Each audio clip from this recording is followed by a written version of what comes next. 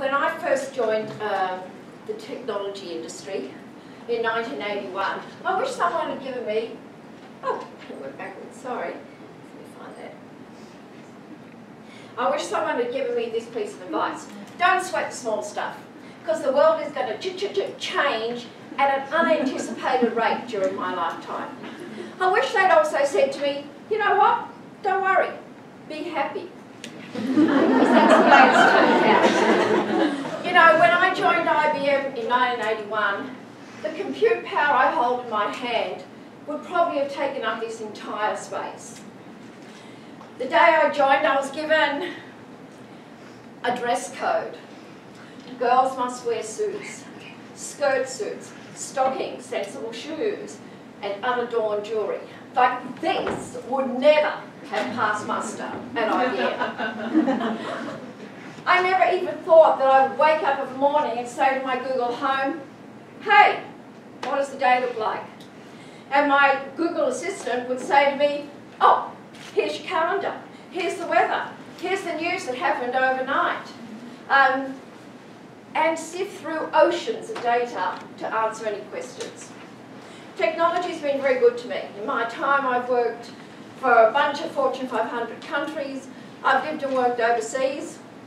And now, I find myself working for a startup. So, what's Spinify?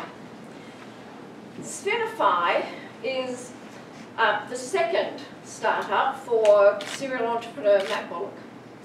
Matt is the local Canberran. He set up eWay 18 years ago. It was a global payments company, incredibly successful, 25,000 customers, $6 billion in transactions, over a quarter of all online commerce in Australia ran through eWay. Matt sold eWay in April last year, and on the same day that he sold to the Fortune 500 company that bought it, he set up Spinify. He wanted something else to do, and he wanted to solve some really big problems. In fact, probably one of the biggest problems in the world. How do you engage and motivate staff to do more of the activities that make a business successful? So a big dream. In the past 15 months, millions of lines of code, and we now have a very robust product that's currently being used by about 160 large and medium organisations around the world. It's a leaderboard product because leaderboards help you do that.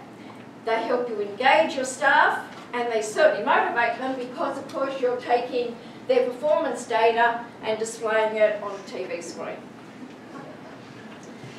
We've also got an app.